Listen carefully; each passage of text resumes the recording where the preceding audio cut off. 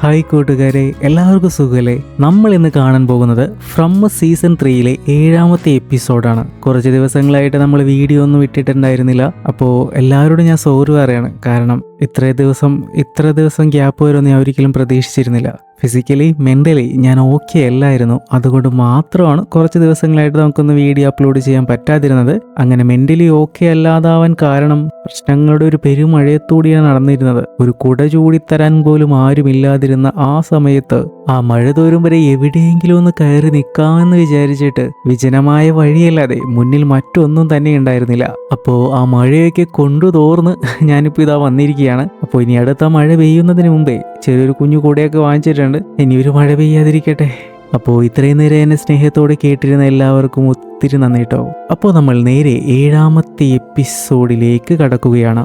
എപ്പിസോഡിന്റെ തുടക്കത്തിൽ നമ്മൾ കാണുന്നത് ഫാത്തിമയുടെ വയറ്റിൽ കുഞ്ഞില്ല എന്ന് സ്കാനിങ്ങിലൂടെ മനസ്സിലാക്കിയതിന് ശേഷമുള്ള അവരുടെ സംസാരമാണ്. ഫാത്തിമയ്ക്ക് സംഭവിച്ചുകൊണ്ടിരിക്കുന്ന വിയേഡായ കാര്യങ്ങളെക്കുറിച്ചെല്ലാം ഇപ്പോഴവർ ക്രിസ്റ്റിയോടും ഷെയർ ചെയ്തു കഴിഞ്ഞു. ശരിക്കും തനിക്കെന്താണ് സംഭവിക്കുന്നത് എന്ന് ഫാത്തിമ ആശങ്കയോട് ചോദിക്കുമ്പോൾ ഇതിന് കൃത്യമായ മറുപടി ഒന്നുമില്ലാത്ത അവസ്ഥയിലായിരുന്നു ക്രിസ്റ്റി. ഇതിപ്പോ വേറെ എവിടെയെങ്കിലും വെച്ചാണ് നടന്നിരുന്നതെങ്കിൽ അവളുടെ ശരീരം ഒരു സൈക്കോമാറ്റിക് ഗർഭാവസ്ഥയുടെ ലക്ഷണങ്ങളാണ് കാണിച്ചതെന്ന് പറയാമായിരുന്നു. എന്നുവെച്ചാൽ ഒരു ശരീരം സ്വയം താൻ ഗർഭം ധരിച്ചുവെന്ന് വിശ്വസിക്കുന്ന റെയർ കണ്ടീഷൻ. ക്രിസ്റ്റിയുടെ ഇത്തരം സംസാരങ്ങളൊന്നും ഫാത്തിമയ്ക്ക് തീരെ പിടിക്കുന്നില്ല കേട്ടോ. അത് മനസ്സിലാക്കുന്ന മെറിയൽ അവളെ മാക്സിമം സമാധാനിപ്പിക്കാൻ ശ്രമിക്കുന്നുണ്ട്. കുറച്ചു കാലം മുൻപേ ബോയ്ഡിന്റെ ശരീരത്തിൽ കാണപ്പെട്ട ഒരു തരം വിരയെക്കുറിച്ചെല്ലാം ഓർമ്മപ്പെടുത്തുന്ന മെറിയൽ അതുപോലെ തന്നെ ഫാത്തിമയ്ക്കുള്ളിൽ സംഭവിക്കുന്ന കാര്യങ്ങൾ വിശ്വസിക്കാൻ തയ്യാറാണെന്ന് വ്യക്തമാക്കുന്നു. പക്ഷേ ക്രിസ്റ്റി അപ്പോഴും രണ്ട് സാധ്യതകളെയും കുറിച്ച് ചിന്തിക്കുമ്പോൾ ഫാത്തിമയാണെങ്കിൽ കട്ടക്കടുക്കുന്നില്ല കേട്ടോ. താൻ പ്രഗ്നന്റ് തന്നെയാണ് എന്നവൾ തറപ്പിച്ചു പറയുന്നു. കാരണം അതവൾക്ക് വയറ്റിൽ അനുഭവപ്പെടുന്നുണ്ട്.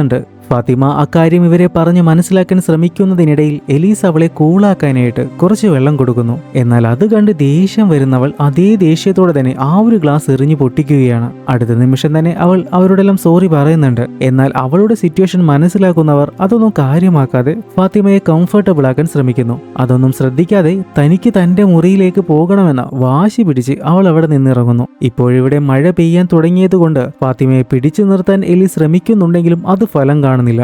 സോ അവളുടെ പിന്നാലെ തന്നെ എലീസും പോവുകയാണ്. പിന്നെ ഫാത്തിമയുടെ ഈ ഒരു അവസ്ഥയിൽ ഒരു ട്രിപ്പ് ഇടാനെങ്കിലും ശ്രമിക്കാമെന്ന് പറഞ്ഞ് മെറിയലും കോളനി ഹൗസിൽ സ്റ്റേ ചെയ്യാനായിട്ട് തീരുമാനിക്കുന്നു. അങ്ങനെ അവരെല്ലാവരും അവിടെ നിന്ന് ഇറങ്ങിയ ശേഷം ക്രിസ്റ്റിയും ബോയ്ഡും തമ്മിൽ വലിയൊരു വാക്ക് തർക്കം തന്നെ സംഭവിക്കുകയാണ്. സ്കാനിങ്ങിന് മുന്നേയെങ്കിലും ഫാത്തിമയ്ക്ക് ഈ അഴുകിയ ഭക്ഷണത്തോടുള്ള ആസക്തിയെക്കുറിച്ച് തന്നോട് പറയാമായിരുന്നു എന്ന ക്രിസ്റ്റിയുടെ വാദത്തെ ബോയ്ഡ് എതിർക്കുകയാണ്. ആക്ച്വലി ബോയ്ഡും ഇത് കുറച്ച് മുന്നെയാണ് അറിഞ്ഞത്. പുള്ളിക്കാരനും ആ ഒരു ഷോക്കിൽ തന്നെയായിരുന്നു. സംഭവിക്കാനുള്ളതെല്ലാം സംഭവിച്ചു, ഇനി ഇപ്പോഴെന്താ ചെയ്യേണ്ടത് എന്ന് ബോയ്ഡ് ക്രിസ്റ്റിയോട് തന്നെ ചോദിക്കുകയാണ്. എന്താ പ്രശ്നമെന്ന് എനിക്കറിയില്ല. അതിപ്പോ അവളുടെ വയറ്റിൽ നമുക്ക് കാണാൻ പറ്റാത്ത എന്തെങ്കിലും വളരുന്നതാണേലും അവളുടെ തലയിൽ ഈ സ്ഥലം നുഴഞ്ഞു കയറി ഇങ്ങനെ തോന്നിപ്പിക്കുന്നതാണേലും എനിക്കറിയത്തില്ല. ശരി, എങ്കിൽ ഇതിലേതാണെന്ന് കണ്ടെത്താനുള്ള വഴിയെങ്കിലും പറയേ. എനിക്കറിയില്ല ബോയ്ഡ്. പിന്നെ നമ്മൾ അവളെ എങ്ങനെ സഹായിക്കും? അതും എനിക്കറിയില്ല. അറിയില്ലെങ്കിൽ കണ്ടുപിടിക്കണം, അതാണ് നിന്റെ പണി. ബോയ്ഡ് അങ്ങനെ ഷൗട്ട് ചെയ്ത് പുറത്തേക്ക് ഇറങ്ങി പോകുന്നു. ബോയ്ഡിന്റെ അടങ്ങാത്ത കോപവും അതിനെ തണുപ്പിക്കാൻ സാധിക്കാത്ത മഴയും കാണിച്ചുകൊണ്ട് ഫ്രമ്മിന്റെ 3rd സീസണിന്റെ 7ാമത്തെ എപ്പിസോഡ് ഇവിടെ ആരംഭിക്കുകയാണ്. അപ്പോൾ വേഗം തന്നെ നമുക്ക് ബാക്കി കഥ കേൾക്കാം. എനിക്ക് പേടിയില്ല, നീ പറഞ്ഞേ പറ്റൂ, നീ പറയണം, നിനക്ക് സംസാരിക്കാൻ പറ്റുമെന്നൊക്കെ എനിക്കറിയാം എന്നൊക്കെ വല്ലാത്തൊരു ഭാവത്തിൽ തന്റെ മുന്നിലിരുത്തിയിട്ടുള്ള ജാസ്പറിനോട് ഷൗട്ട് ചെയ്യുകയാണ് വിക്ടർ. അപ്പോഴവന്റെ മുറിയുടെ കഥകൾ തട്ടി ഹെൻറി അവനെ വിളിക്കുന്നു. അത് കേട്ട് അവൻ കുറച്ച് ശാന്തനായിട്ട് ഹെൻറി അകത്തേക്ക് കയറ്റുകയാണ്. തന്റെ മകൻ ഈ പാവയെ വെച്ചിങ്ങനെ ഭ്രാന്തമായ കാര്യങ്ങൾ ചെയ്യുന്നത് ഹെൻറിക്ക് തീരെ സഹിക്കാനാവുന്നില്ല. രാത്രി മുഴുവൻ ഉറങ്ങാതെ ഇവൻ ഈ പാവയോട് അലറുന്ന ശബ്ദമെല്ലാം താഴെ വരെ കേൾക്കാമെന്ന് ഹെൻറി വിഷമത്തോടെ പറയുകയാണ്. അദ്ദേഹം അവനെ സമാധാനിപ്പിക്കാൻ ശ്രമിക്കുന്നുണ്ടെങ്കിലും വിക്ടർ അതൊന്നും ഉൾക്കൊള്ളാൻ തയ്യാറാവുന്നില്ല. കാരണം ഈ പാവയെക്കുറിച്ചും ഈ സ്ഥലത്തെക്കുറിച്ചുമെല്ലാം വിക്ടറിന് അറിയുന്ന അത്രയും ഹെൻറിക്ക് അറിയില്ലല്ലോ. അതും പറഞ്ഞ് അവൻ അവിടെ നിന്ന് മാറിപ്പോകാൻ ശ്രമിക്കുമ്പോൾ ഒരച്ഛന്റെ നിസ്സഹായാവസ്ഥയിൽ അവനോടൽപ്പം റെസ്റ്റെങ്കിലും എടുക്കാൻ ഹെൻറി പറയുന്നുണ്ട്. എന്നാൽ അതൊന്നും ചെവികൊള്ളാതെ വിക്ടർ അവിടെ നിന്നും ഇറങ്ങുന്നു. ഇതേ സമയം ഫാത്തിമയ്ക്ക് എന്തൊക്കെയോ വിഷമമുണ്ടെന്ന് മനസ്സിലാക്കി അവൾക്ക് ഗിഫ്റ്റ് ചെയ്യാനായിട്ട് നല്ലൊരു ഹാങ്ങിങ്സ് ഒക്കെ ഉണ്ടാക്കിയിരിക്കുകയാണ് എൽജിൻ. അത് കാണുന്ന ടില്ലി അമ്മൂമ്മയ്ക്കും അത് ഒത്തിരി ഇഷ്ടപ്പെടുന്നുണ്ട്. ആ ഒരു സന്തോഷത്തിൽ എൽജിൻ അവന്റെ കയ്യിലുണ്ടായിരുന്ന ക്യാമറ അവിടെ വെച്ച ശേഷം അവനുണ്ടാക്കിയ ഗിഫ്റ്റ് അവിടെ തൂക്കിയിടുന്നു. പെട്ടെന്ന് ആ ക്യാമറ താനെ സ്നാപ്പ് ചെയ്യുകയാണ്. അത് കണ്ട് പേടിക്കുന്ന എൽജിൻ ഒരു ഭയത്തോടെ ആ ഒരു ഫോട്ടോ എടുത്ത് നോക്കുന്നു. ശേഷം നമ്മൾ കാണുന്നത് ഫാത്തിമയ്ക്ക് ട്രിപ്പ് ഇട്ട് കൊടുക്കുന്ന മെറിയലിനെയാണ്. എന്തായാലും പുതിയ ആംബുലൻസ് വന്നതുകൊണ്ട് അവർക്കിപ്പോൾ കൂടുതൽ സാധനങ്ങൾ കിട്ടി. അതൊരു ഭാഗ്യമാണെന്ന രീതിയിൽ മെറിയൽ പറയുമ്പോൾ ഫാത്തിമയ്ക്ക് അതിലൊന്നും ഒരു സന്തോഷവുമില്ല. അവളിപ്പോൾ വളരെ മോശം സിറ്റുവേഷനിൽ കൂടിയാണ് കടന്നു പോകുന്നത് എന്ന് മെറിയലിന് മനസ്സിലാകുന്നുണ്ട്. കാരണം മെറിയലിനും ജൂലിക്കും റാൻഡലിനും സംഭവിച്ച കാര്യങ്ങളും വിചിത്രമായിരുന്നല്ലോ. മെറിയൽ ആ ഒരു അനുഭവങ്ങളൊക്കെ പറഞ്ഞ് അവളെ സമാധാനിപ്പിക്കാൻ ശ്രമിക്കുന്നു. പക്ഷേ തനിക്ക് സംഭവിക്കുന്നത് അതുപോലെയല്ല എന്ന് ഫാത്തിമ ഉറപ്പിച്ചു പറയുകയാണ്. അപ്പോ അവളെ ഒന്നുകൂടി തണുപ്പിക്കാനായിട്ട് നമുക്ക് പതിയെ സാധാരണ ഭക്ഷണം കഴിച്ചു തുടങ്ങിയാലോ? വളരെ കുറച്ച്. അത് കേട്ടിട്ട് ഭയന്നിട്ടോ കീഴടങ്ങിയിട്ടോ ഒന്നുമല്ല ഞാൻ ആ ചവറ് കഴിക്കുന്നത്, അതെന്നെ കൊണ്ട് ചെയ്യിപ്പിക്കുന്നത് കൊണ്ടാണ് എന്ന് ഫാത്തിമ പറഞ്ഞതും എലീസ് അങ്ങോട്ടേക്ക് വരികയാണ്. അപ്പോൾ കൂടുതലൊന്നും സംസാരിക്കാൻ നിൽക്കാതെ മെറിയൽ അവിടെ നിന്നും പോവുകയാണ്. ശേഷം എലീസ് ഫാത്തിമയോട് പറയുന്നത് അവൾ നിനക്ക് വേണ്ടിയാണ് സംസാരിക്കുന്നത് എന്നാണ്. എന്നാൽ നിങ്ങളാരും എന്താ ഞാൻ പറയുന്നത് കേൾക്കാത്തത്? അതിന്റെ ഉള്ളിൽ സംഭവിക്കുന്നുണ്ട്. ഞാനാണിത് അനുഭവിക്കുന്നത്. നിങ്ങളെല്ലാവരും എന്തിനാ എന്റെ കാഴ്ചപ്പാടാണ് പ്രശ്നമെന്ന് കരുതുന്നത്?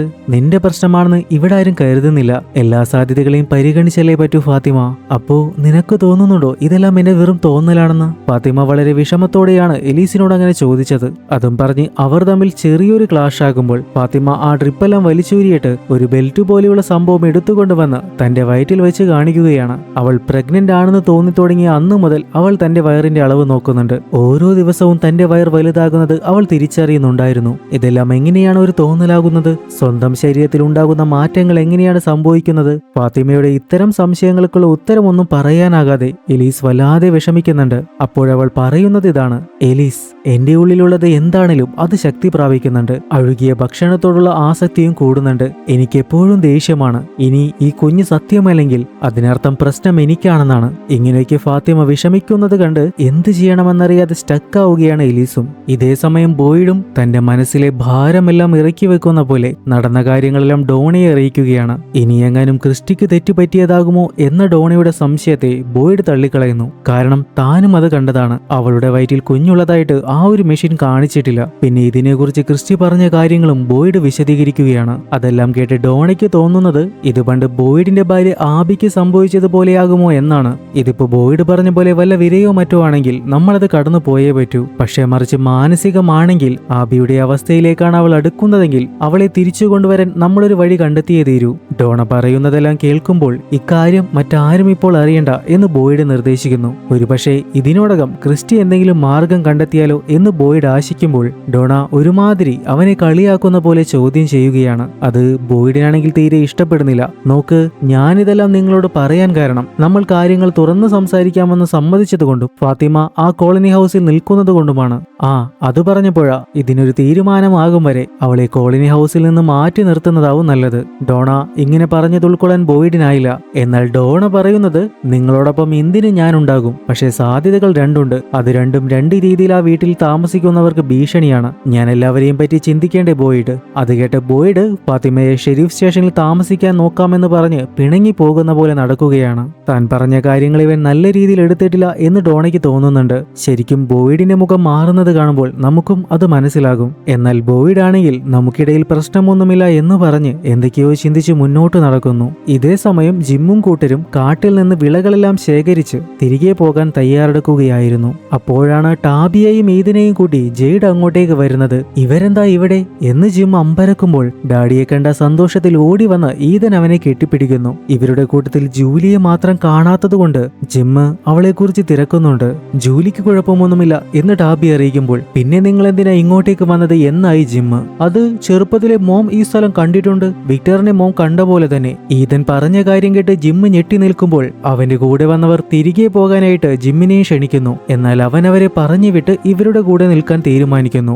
ശേഷം നമ്മൾ കാണുന്നത് കുറച്ച് ഭേദമായതിനെ തുടർന്ന് നടക്കാൻ ഇറങ്ങുന്ന റാൻഡലിനെയും ഇന്നത്തെ രാത്രി ക്ലിനിക്കിൽ നിൽക്കാനായിട്ട് വരുന്ന ജൂലിയെയുമാണ്. ജൂലിയുടെ ഫാമിലി ഇപ്പോൾ നദിക്കരയിലാണല്ലോ. അവർ തമ്മിൽ സംസാരിക്കുമ്പോൾ സത്യം പറഞ്ഞാൽ റാൻഡൽ അവളോട് അത്ര താല്പര്യമില്ലാത്ത പോലെയാണ് നിൽക്കുന്നതെങ്കിലും അവൾ അവനെ ശല്യം ചെയ്ത് പുറകെ കൂടുകയാണ്. ഇതേ സമയം നേരത്തെ താനേ ക്ലിക്കായ ആ ഫോട്ടോയിലെ സ്ഥലം കണ്ടെത്തി എൽജിൻ അവിടെ എത്തിയിരിക്കുകയാണ്. ഈ സ്ഥലമൊന്നും ആരും മറന്നു കാണില്ലല്ലോ അല്ലേ? ആദ്യ ദിവസം തന്നെ നമ്മുടെ ജെയ്ഡ് എത്തിപ്പെട്ട അതേ നിലവറ, അവൻ ആ സിമ്പിൾ കണ്ട അതേ സ്ഥലം. എൽജിൻ ഒറ്റയ്ക്കാണെങ്കിലും ധൈര്യപൂർവ്വം ആ വാതിലുകൾ തുറന്ന് ഒരു ടോർച്ചും ബാഗുമായിട്ട് അതിനകത്തേക്ക് ഇറങ്ങുകയാണ്. മുൻപ് കണ്ടതുപോലെ തന്നെ അവിടം ശാന്തമാണ്. അവൻ അവിടെയെല്ലാം നിരീക്ഷിക്കുന്നുണ്ടെങ്കിലും ആ ലൈറ്റ് ഒന്നും കണ്ടില്ല എന്ന് തോന്നുന്നു. എന്തായാലും ജെയ്ഡിനെ പോലെ തന്നെ മുന്നിലുള്ള വാതിൽ തുറന്ന് അകത്തേക്ക് കയറുമ്പോൾ അവിടെ ഒരു ഷെൽഫ് ഉണ്ടായിരുന്നു. അത് തുറന്നു നോക്കുമ്പോൾ പ്രത്യേകിച്ചൊന്നും തന്നെയില്ല. എന്നാൽ തിരിച്ചു പോകാൻ തുടങ്ങുമ്പോൾ ആ ഷെൽഫിനപ്പുറത്ത് നിന്ന് ആരോ തട്ടുന്ന ശബ്ദം കേൾക്കുന്നു. ആ ശബ്ദം കേൾക്കുന്നിടത്തേക്ക് ഭയത്തോടെ ടോർച്ചടിക്കുന്ന എൽജിൻ പെട്ടെന്ന് തന്നെ ആ ഒരു അലമാര തള്ളി മാറ്റുകയാണ്. ചെക്കനിപ്പോൾ പഴയ പോലെ ഭയമൊന്നുമില്ല. ഒരു ചുവന്ന നിറത്തിലുള്ള മറ്റൊരു കഥ അവിടെ ഉണ്ടായിരുന്നു. അത് തുറന്നു നോക്കുന്ന എൽജിൻ കാണുന്നത് ആരോ ഉപയോഗിച്ചിരുന്നത് പോലുള്ള ഒരു കുഞ്ഞ് സീക്രട്ട് റൂമാണ്. ഇതേ സമയം നമ്മുടെ ലേഡി ഓഫീസർ അക്വസ്റ്റ ഒരു കുറ്റബോധത്തോടെ നിക്കിയുടെ കുഴിമാടത്തിന് മുന്നിൽ വന്നു നിൽക്കുകയാണ്. കെന്നിയാണെങ്കിൽ തന്റെ അമ്മയെ ഓർത്തുകൊണ്ട് റെസ്റ്റോറന്റിലുമുണ്ട്. അവൻ അങ്ങനെ അവിടെ ഓരോന്ന് നോക്കുമ്പോൾ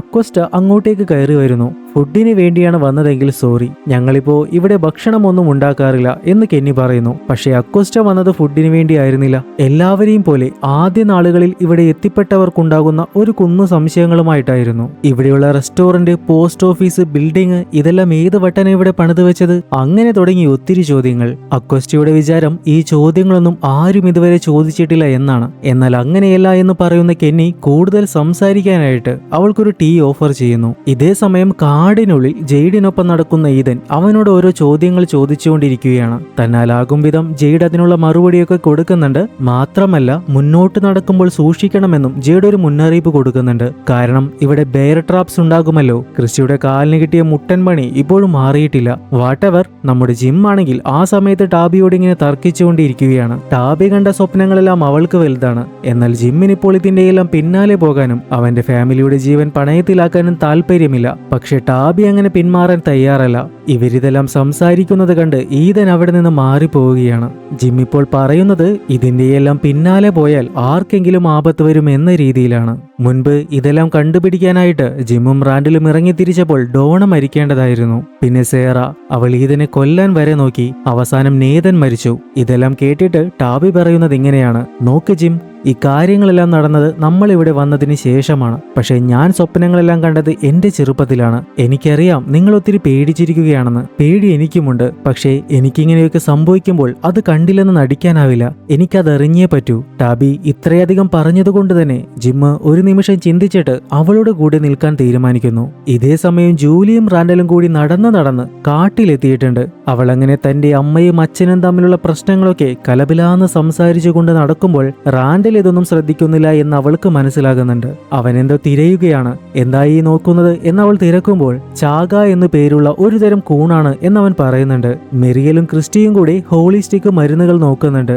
സോ അതിനു വേണ്ടിയാണ് ഈ കൂൺ. അങ്ങനെ റാൻഡൽ പറയുമ്പോൾ ജൂലിയും അവനോട് കൂടുതൽ സംസാരിക്കുന്നു. അവരുടെ സംസാരത്തിനിടയിൽ ജൂലിയുടെ അനിയൻ മരിച്ച കാര്യവും അതുകൊണ്ട് അവൾക്ക് ഡ്രൈവിംഗ് ലൈസൻസ് എടുക്കാൻ സാധിച്ചില്ല എന്ന വിവരവും റാൻഡൽ അറിയുന്നു. എങ്കിലെന്റെ കൂടെ പോര് എന്ന് പറഞ്ഞ് അവൻ അവളെയും കൂട്ടി എങ്ങോട്ടേക്കോ പോവുകയാണ്. ശേഷം നമ്മൾ കാണുന്നത് റെസ്റ്റോറന്റ് ആണ്. അക്വസ്റ്റയാണെങ്കിൽ ഇവിടെയുള്ള പ്രശ്നങ്ങളൊക്കെ സോൾവ് ചെയ്തിട്ടേ അടങ്ങൂ എന്ന വാശിയിലാണ്. എന്നാൽ കെന്നി അവൾക്കൊരു ചായയും ഉണ്ടാക്കി വളരെ സൗമ്യമായിട്ട് സംസാരിക്കുന്നു. കാരണം ഇതിനു മുന്നേയും കെന്നി ഇങ്ങനെ ഒരു സംഭാഷണത്തിൽ ഏർപ്പെട്ടിട്ടുണ്ട്. അന്ന് അവനുണ്ടായിരുന്നത് അക്വസ്റ്റയുടെ സ്ഥാനത്തായിരുന്നു. സോ അവനിങ്ങനെ പറയുന്നു: നിങ്ങളൊരു കാര്യം മനസ്സിലാക്കണം. നിങ്ങൾ ഈ ചോദിക്കുന്ന ഓരോ ചോദ്യവും എല്ലാവരും മുൻപ് ചോദിച്ചതാണ്. നിങ്ങൾ മുന്നോട്ട് വെക്കുന്ന ഓരോ ആശയവും മുൻപൊരാൾക്ക് തോന്നിയതാണ്. പക്ഷേ അറ്റ് സം പോയിന്റ് നിങ്ങൾ അതിനോട് പൊരുത്തപ്പെട്ടു പോവുകയോ ഭ്രാന്ത് പിടിക്കുകയോ ചെയ്യും. അപ്പോൾ നീയും അങ്ങനെ പൊരുത്തപ്പെട്ടതാണോ? എന്റെ കാര്യത്തിൽ എനിക്ക് വേറെ വഴിയില്ലായിരുന്നു എന്ന് തുടങ്ങി കെന്നി അവന്റെ പാരന്റ്സിനെ കുറിച്ചെല്ലാം പറയുകയാണ്. കെന്നിക്ക് തന്റെ പാരന്റ്സിനെ നഷ്ടപ്പെട്ടത് ഇവിടെ വെച്ചാണെന്നറിയുമ്പോൾ അക്വസ്റ്റയ്ക്ക് വിഷമമാകുന്നു.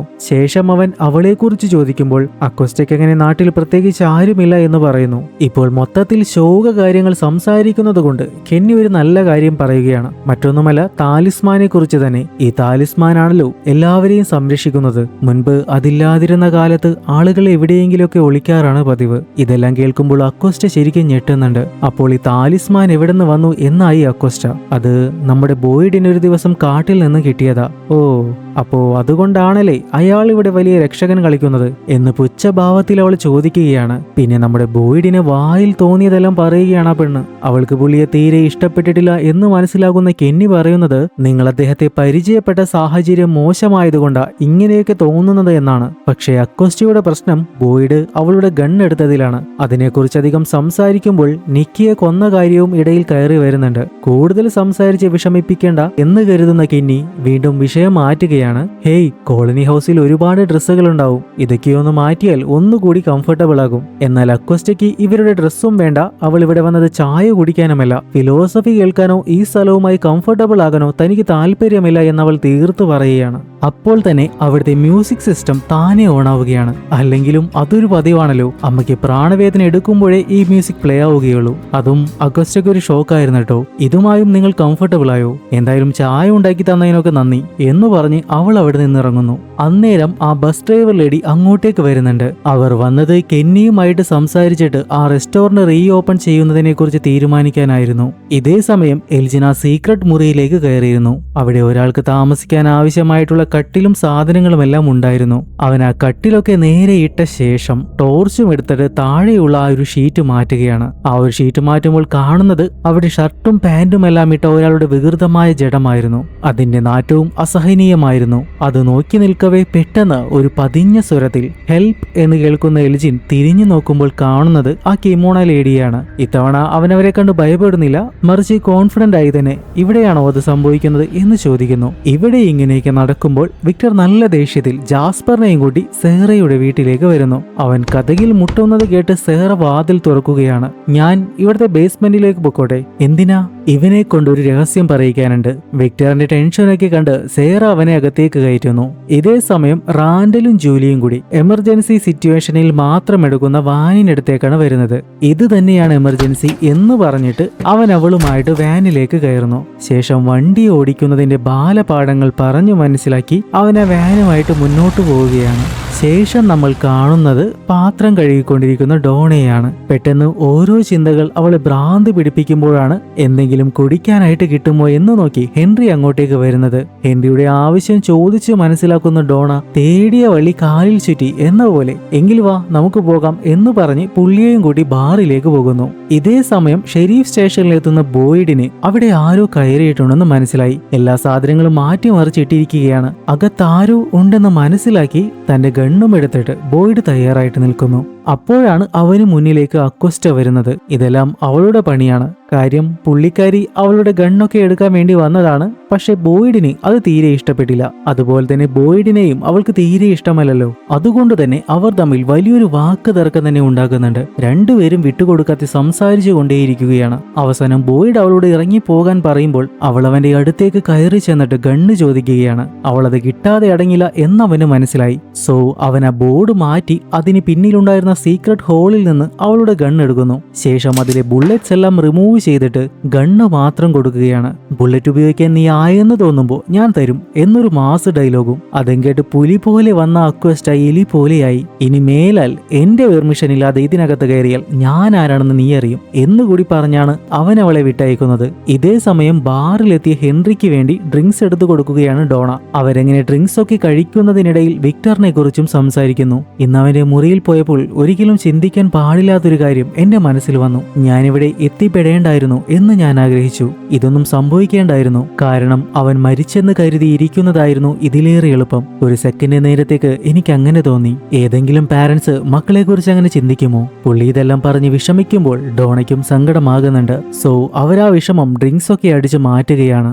ശേഷം നമ്മൾ കാണുന്നത് റെഡ് സ്റ്റോണിനടുത്തേക്ക് വരുന്ന ടാബിയെയും കൂട്ടരെയുമാണ്. സ്വപ്നത്തിൽ കണ്ടത് ഇത് തന്നെയായിരുന്നു മോം. ഈ കല്ലുകൾ മാത്രമല്ല, എല്ലാം അതേ ഫീലിംഗ്. അന്നത്തെ ആ ഭയം എനിക്കിപ്പോഴും ഓർമ്മയുണ്ട്. ഞാൻ അവിടെ നിന്ന് തുടങ്ങി കല്ലിന്റെ പിറകിൽ ഒളിക്കാനായിട്ട് വന്നു. ഏത് കല്ലായിരുന്നു? ജിം അത് ചോദിക്കുമ്പോൾ അവനും അവളെ മനസ്സിലാക്കാൻ തുടങ്ങിയിരുന്നു. ആ ഒരു സമാധാനത്തിൽ അവൾ ആ കല്ലിന് പിറകിൽ ചെന്ന് നിൽക്കുന്നു. ശേഷം പറയുന്നത് ഇതാണ്: എന്ത് കണ്ടിട്ടാണോ എല്ലാവരും നിലവിളിച്ചത് അത് കല്ലിന്റെ അപ്പുറത്തായിരുന്നു. മുകളിലേക്ക് നോക്കുമ്പോൾ എല്ലാ പ്രാവശ്യവും ഞാൻ സ്വപ്നത്തിൽ നിന്നും ഉണരും. അത് കേട്ട് എല്ലാവരും അമ്പരക്കുന്നു. എന്നാൽ ജിമ്മിന്റെ സംശയം ഇതാണ്, മിറാൻഡയെ പോലെ നീയും ഇതെല്ലാം നേരത്തെ കണ്ടിട്ടുണ്ടെങ്കിൽ അതുകൊണ്ടെന്താ പ്രയോജനം? അതിനുള്ള ഉത്തരം ടാബിയുടെ കയ്യിലില്ല. പക്ഷേ ജേഡിന് മനസ്സിലാക്കാൻ സാധിച്ചത് മിറാൻഡ തെരഞ്ഞെടുക്കപ്പെട്ട പോലെ ടാബിയും തെരഞ്ഞെടുക്കപ്പെട്ടവളാണ് എന്നാണ്. ശരിക്കും പറഞ്ഞാൽ വിധി എന്നൊന്നുണ്ടെങ്കിൽ കുഞ്ഞുനാളിൽ തന്നെ ഈ സ്ഥലത്തേക്ക് എത്തിപ്പെടാൻ വിധിക്കപ്പെട്ടവളാണ് ടാബിത. അപ്പോ പിന്നെ എങ്ങനെയെങ്കിലുമൊക്കെ അവൾ ആ മരം കണ്ടേ തീരൂ. സോ എപ്പോഴായാലും ടാബി ഈ സ്ഥലത്ത് എത്തിപ്പെടുക തന്നെ ചെയ്യും. ഇതേ സമയം ഫാത്തിമയ്ക്ക് വേണ്ടി ചായ ഉണ്ടാക്കുന്ന എലീസിനരികിലേക്ക് ടില്ലി അമ്മൂമ്മ വരികയാണ്. പുള്ളിക്കാരി ഫാത്തിമയ്ക്ക് എങ്ങനെയുണ്ട് എന്ന് ചോദിക്കുമ്പോൾ കുഴപ്പമൊന്നുമില്ല എന്ന് എലീസ് പറയുന്നു. എന്നാൽ എന്റെ അടുത്ത് അഭിനയിക്കേണ്ട എന്ന് പറയുന്ന ടില്ലി അമ്മൂമ്മ ഫാത്തിമയുടെ പഴകിയ ഭക്ഷണത്തിനോടുള്ള ആസക്തിയെക്കുറിച്ചെല്ലാം അവൾ തന്നോട് പറഞ്ഞിരുന്നു എന്നറിയിക്കുകയാണ്. മാത്രമല്ല, നിനക്കെന്നെ ശരിക്കറിയില്ലെങ്കിലും എന്തെങ്കിലും സഹായം വേണമെങ്കിൽ ഞാൻ നിന്റെ കൂടെ ഉണ്ടാകുമെന്ന് അമ്മുമ്മ പറയുന്നു. അത് കേൾക്കുന്ന എലീസ് പിന്നെ അമ്മുമ്മയോടൊന്നും ഒളിച്ചു വെക്കുന്നില്ല. സ്കാനിംഗ് നടത്തിയ കാര്യവും കുഞ്ഞില്ല എന്ന സത്യവും പിന്നെ അവർക്ക് അതിനെക്കുറിച്ച് തോന്നിയ കാര്യങ്ങളുമെല്ലാം അവൻ തുറന്നു പറയുന്നു. പക്ഷേ എനിക്ക് അവളെ നഷ്ടപ്പെടുത്താനാവില്ല എന്ന് എലീസ് പറയുമ്പോൾ അമ്മുമ്മ അവനെ സമാധാനിപ്പിക്കുകയാണ്. ഒരാൾ മരിക്കുന്നതിന് മുൻപ് അയാളെക്കുറിച്ച് ദുഃഖിക്കരുത് എന്ന അമ്മൂമ്മയുടെ വാക്കുകളിൽ അവൻ ആശ്വാസം കണ്ടെത്തുന്നു. ശരിയാണ്, ഫാത്തിമ ഇപ്പോൾ ജീവനോടെയുണ്ട്. അതിനെക്കുറിച്ച് ഓർത്ത് സന്തോഷിക്കുകയല്ലേ വേണ്ടത്. അങ്ങനെ അവർ സംസാരിക്കുന്നതിനിടയിലാണ് അമ്മൂമ്മയ്ക്ക് ക്യാൻസർ ഉള്ള കാര്യം എലീസ് അറിയുന്നത്. അതറിയുന്ന എലീസ്, മരിക്കാൻ നിങ്ങൾക്ക് ഭയമുണ്ടോ എന്ന് ചോദിക്കുന്നു. അതിനുള്ള അമ്മൂമ്മയുടെ മറുപടി ഇതായിരുന്നു, അസുഖമാണെന്നറിഞ്ഞപ്പോൾ ആദ്യമൊക്കെ ഭയമുണ്ടായിരുന്നു, പിന്നെ എനിക്ക് ദേഷ്യമായിരുന്നു. ഒരു ദിവസം ഈ ജീവിതം എത്ര ചെറുതാണെന്ന് ഞാൻ തിരിച്ചറിഞ്ഞു. എത്ര പെട്ടെന്നാണ് എല്ലാം അവസാനിക്കുന്നത്. മരണത്തിന് വേണ്ടിയുള്ള കാത്തിരിപ്പല്ല ജീവിതമെന്നും ഒരുപാട് നല്ല അനുഭവങ്ങളും അവസരങ്ങളും നിറഞ്ഞതാണെന്നും മനസ്സിലായി. അത് മനസ്സിലാക്കിയ ശേഷം ഭയമൊക്കെ പോയി. ഒരാളും എല്ലാ കാലവും ഇവിടെ ജീവിക്കാൻ പോകുന്നില്ല എലീസ്. അങ്ങനെ എല്ലാ കാലവും നിലനിൽക്കണം എന്നൊന്നും എനിക്കില്ല. എന്തായാലും നിങ്ങൾക്ക് എന്ത് സഹായത്തിനും ഞാനുണ്ടാകും. അല്ല, നിങ്ങൾ എന്തിനാ ഞങ്ങളെ സഹായിക്കുന്നത്? നിങ്ങൾക്ക് ഞങ്ങളെ ശരിക്കൊന്നും അറിയുക പോലുമില്ലല്ലോ. അത് എനിക്ക് വയസ്സായില്ലേ, പോരാത്തതിന് ക്യാൻസറും, പിന്നെ എനിക്ക് ഈ നല്ല ലവ് സ്റ്റോറീസ് ഒക്കെ ഇഷ്ടമാണ്. ഇത്രയും കാരണങ്ങളൊക്കെ മതിയോ? അമ്മുമ്മയുടെ വാക്കുകളെല്ലാം അവന് ശരിക്കും ഒരു ആശ്വാസമായിരുന്നു. സോ രണ്ടുപേരും കൂടി ഫാത്തിമയ്ക്കുള്ള ഭക്ഷണവും എടുത്ത് മുറിയിലേക്ക് നടക്കുകയാണ്. പക്ഷേ റൂമിൽ ഡ്രിപ്പിട്ട് കിടന്നിരുന്ന ഫാത്തിമയ്ക്ക് കയ്യിൽ എന്തൊക്കെയോ ഫീൽ ചെയ്യുന്നുണ്ടായിരുന്നു. അവൾ പെട്ടെന്ന് കയ്യിലേക്ക് നോക്കുമ്പോൾ തന്റെ കയ്യിലെ രക്തം കണ്ട് ഫാത്തിമ വൊമിറ്റ് ചെയ്യുകയാണ്. പെട്ടെന്ന് അവൾക്ക് വയറ്റിൽ വല്ലാതെ വേദന അനുഭവപ്പെടുകയും വയറെല്ലാം ഉള്ളിലേക്ക് കുഴിഞ്ഞ് എല്ലുകൾ ഉന്തി നിൽക്കുന്നത് പോലെയുമാകുന്നു. വേദന സഹിക്കാൻ വയ്യാതെ ഫാത്തിമ സഹായത്തിന് വേണ്ടി കരഞ്ഞു നിലവിളിക്കുമ്പോഴാണ് കൃത്യസമയത്ത് എലീസ് അങ്ങോട്ടേക്ക് വരുന്നത്. പക്ഷേ അവൻ എത്തിയപ്പോഴേക്കും ഫാത്തിമയുടെ വയറെല്ലാം നോർമൽ ആയിട്ടുണ്ട്. ആളൊത്തിരി പേടിച്ചൊന്ന് മനസ്സിലാക്കി എലീസ് അവളെ സമാധാനിപ്പിക്കുന്നു. ഫാത്തിമയുടെ ഈ ദാരുണമായ അവസ്ഥ കണ്ട് ടില്ലി അമ്മൂമ്മയും വിഷമത്തോടെ നോക്കി നിൽക്കുകയാണ്. ഇതേ സമയം ജൂലിയയും കൂട്ടി റാൻഡൽ അങ്ങനെ അടിപൊളി വൈബിൽ ഡ്രൈവ് ചെയ്തുകൊണ്ടിരിക്കുകയാണ്. പെട്ടെന്ന് തന്നെ അവന് ചീവീടുകളുടെ ഇല്യൂഷൻ വരികയാണ്. അവനത് ജൂലിയെ അറിയിക്കാതെ മാനേജ് ചെയ്യാൻ ശ്രമിക്കുന്നുണ്ടെങ്കിലും അവന്റെ ഭ്രാന്തമായ പെരുമാറ്റത്തിൽ നിന്നും കാര്യമത്ര പന്തിയല്ല എന്നവൾ തിരിച്ചറിയുന്നു. അവൾ ആ ചീവീടുകളെ ഒന്നും കാണുന്നില്ലെങ്കിലും റാൻഡലിനെ അവറ്റകൾ ശല്യം ചെയ്യുന്നതിനെ തുടർന്ന് അവൻ വണ്ടിയിൽ നിന്നിറങ്ങി ഒത്തിരി കഷ്ടപ്പെടുന്നുണ്ട്. അവൾ കാര്യം അന്വേഷിക്കുമ്പോൾ അവൾ വീട്ടിലേക്ക് പോകാൻ പറഞ്ഞ് റാൻഡൽ ആ കാടിനുള്ളിലേക്ക് കയറുന്നു. ശേഷം നമ്മൾ കാണുന്നത് ക്ലിനിക്കിനുള്ളിൽ നടക്കുന്ന ചെറിയൊരു വഴക്കാണ്. ആ ബഹളവും കേട്ടുകൊണ്ടാണ് ബോയ്ഡ് അവിടേക്ക് വരുന്നത്. നിങ്ങളുടെ മോൻ വന്ന് കണ്ട മരുന്നൊക്കെ എടുത്തുകൊണ്ട് പോവുകയാണെന്ന് ക്രിസ്റ്റി പരാതിപ്പെടുമ്പോൾ അതിനെന്താ, ആംബുലൻസ് വന്നപ്പോൾ ആവശ്യത്തിലധികം മരുന്ന് കിട്ടിയല്ലോ എന്നാണ് അവൻ സ്വയം ന്യായീകരിക്കുന്നത്. പക്ഷേ അവൻ ഈ എടുത്തുകൊണ്ട് പോകുന്നത് വളരെ പവർഫുൾ ആയിട്ടുള്ള ആന്റി സൈക്കോട്ടിസ് ആണ്. അത് കാരണം ഉണ്ടാകാൻ പോകുന്ന അപകടം എന്താണെന്ന് അവൻ അറിയില്ല എന്ന് പറഞ്ഞ് ക്രിസ്റ്റി അവനോട് ചൂടാകുന്നു. ഫാത്തിമയുടെ അവസ്ഥയിൽ വിഷമിച്ചാണ് എലീസ് അങ്ങനെ മനസ്സിൽ തോന്നുന്നതെല്ലാം ചെയ്യുന്നത്.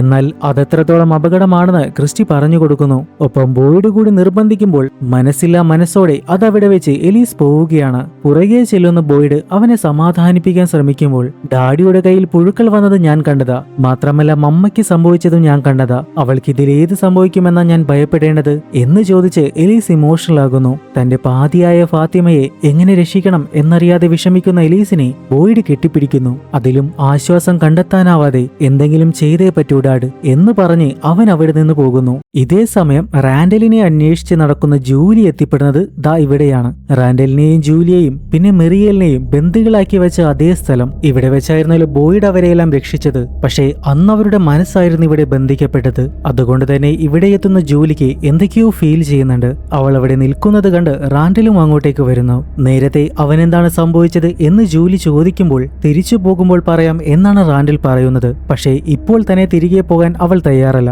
എന്നാൽ മുന്നോട്ടു പോകാനായിട്ട് അവനും സമ്മതിക്കുന്നില്ല. കാരണം അവനും അത് ഫീൽ ചെയ്യാൻ സാധിക്കുന്നുണ്ട്. പക്ഷേ റാൻഡൽ അത് സമ്മതിച്ചു കൊടുക്കാതെ മറ്റ് കാരണങ്ങൾ പറഞ്ഞ് തിരികെ പോകാൻ നിർബന്ധിക്കുന്നു. അങ്ങനെ ആ നിർബന്ധത്തിന് വഴങ്ങി അവർ തിരികെ പോവുകയാണ്. ഇതേ സമയം ഫാത്തിമ വീണ്ടും അഴുകിയ പച്ചക്കറികളുടെ അടുത്തേക്ക് വന്നിരിക്കുന്നു. അവൾ അത് കഴിക്കാതെ പിന്മാറാൻ ശ്രമിക്കുമ്പോൾ വയറ്റിൽ അസഹനീയമായ വേദന അനുഭവപ്പെടുകയാണ്. അപ്പോൾ തന്നെ ടില്ലി അമ്മൂമ്മയും അങ്ങോട്ടേക്ക് വരുന്നുണ്ട്. അവരവളെ സഹായിക്കാൻ ശ്രമിക്കുമ്പോൾ ഫാത്തിമ അത് നിരസിക്കുകയാണ്. അവൾക്ക് അവരുടെ സഹായമൊന്നും വേണ്ട എന്ന് പറഞ്ഞിട്ടും അമ്മൂമ്മ അത് കേൾക്കാതെ അടുത്തേക്ക് തന്നെ വന്നു. പെട്ടെന്ന് വളരെ അപ്രതീക്ഷിതമായിട്ട് അവൾ തന്റെ കയ്യിൽ കിട്ടിയ കത്രികയെടുത്ത് അമ്മൂമ്മയുടെ നെഞ്ചിലേക്ക് ആഞ്ഞു കുത്തുകയാണ്. ആ നിമിഷം തന്നെ താൻ ചെയ്ത തെറ്റ് തിരിച്ചറിയുന്ന ഫാത്തിമ സഹായത്തിനായിട്ട് അലറി വിളിക്കുന്നുണ്ട്. എന്നാൽ അമ്മൂമ്മ അവളോട് പറഞ്ഞത് ഇവിടെ നിന്നും ഓടി രക്ഷപ്പെട് എന്നായിരുന്നു. അപ്പോൾ തന്നെ എലീസ് അങ്ങോട്ടേക്ക് എത്തുന്നുണ്ടെങ്കിലും അതിനോടകം അമ്മൂമ്മയുടെ ജീവൻ നഷ്ടപ്പെട്ടിരുന്നു. എലീസിനെ കാണുന്ന ഫാത്തിമ, എലീസ് ഇത് നോക്ക്, ഞാനെന്തായി ചെയ്തത് എന്ന് ഭയത്തോടെയും വിഷമത്തോടെയും ചോദിക്കുന്ന ഫാത്തിമയെ കാണിച്ചുകൊണ്ട്